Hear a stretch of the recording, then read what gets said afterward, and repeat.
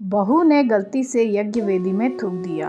एक दिन एक बहू सफाई कर रही थी, मुंह में सुपारी थी, पीक आया तो नादानी से वेदी में ही थूक दिया। पर उसे यह देखकर आश्चर्य हुआ कि उतना थूक तत्काल स्वर्ण में बदल गया है।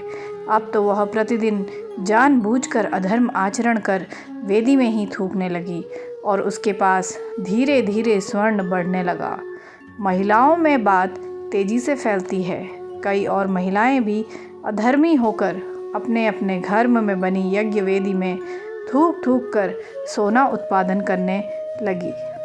धीरे धीरे पूरे गांव में यह सामान्य चलन हो गया, सिवाय एक महिला के।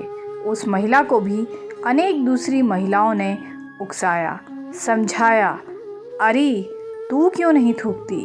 महिला बोली, जी असल में बात यह है कि मैं अपने पति की अनुमति बिना यह कार्य हरगिज नहीं करूँगी और जहाँ तक मुझे ज्ञात है वे इसकी अनुमति कभी भी नहीं देंगे। किंतु ग्रामीण महिलाओं ने ऐसा वातावरण बनाया कि आखिर उसने एक रात डरते डरते अपने पति से पूछ ही लिया, खबरदार, जो ऐसा किया तो यज्ञ वेदी क्या थूकने की चीज़ है? पति की गरजदार चेतावनी के आगे बेबस वह महिला चुप हो गई। पर जैसा वातावरण था और जो चर्चाएं होती थी, उनसे वह साध्वी स्त्री बहुत व्यथित रहने लगी। खासकर उसके सूने गले को लक्ष्य कर अन्य स्त्रियां अपने नए नए कंठहार दिखाती तो वह अंतर्द्वंद में घुलने लगी। पति की व्यस्तता और स्त्रियों के उलाहने उसे धर्म संकट में डाल देती।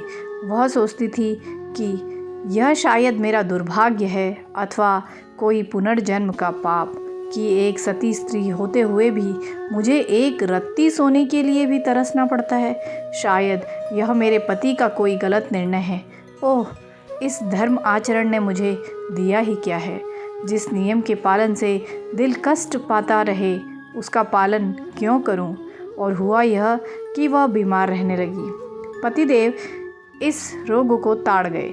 उन्होंने एक दिन ब्रह्म मुहूर्त में ही सपरिवार ग्राम त्यागने का निश्चय किया। गाड़ी में सारा सामान डालकर वे रवाना हो गए। सूर्योदय से पहले पहले ही वे बहुत दूर निकल जाना चाहते थे, किंतु अरे यह क्या! जो ही वे गांव की कांकड़ यानी कि सीमा के बाहर निकले, पीछे भयानक विस्फोट हुआ और पूरा गांव धू धू कर जल रहा था।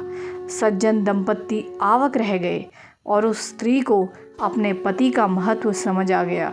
वास्तव में इतने दिन गांव बचा रहा तो केवल इस कारण कि धर्म आचरण करने वाला उसका परिवार गांव की परिधि में था।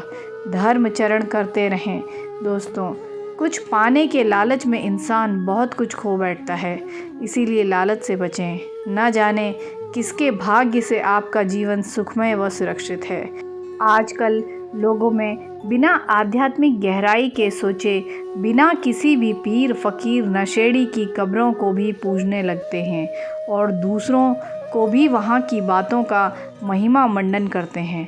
कृपया ऐसी मूर्खताओं से बचें दोस्तों, क्योंकि व्यक्तिगत स्वार्थ हमेशा पतन का कारण बनता है। तो मेरे प्यारे दोस्तों, आपको मेरी आज की ये कहानी कैसी लगी मुझे कमेंट करके ज़रूर बताना।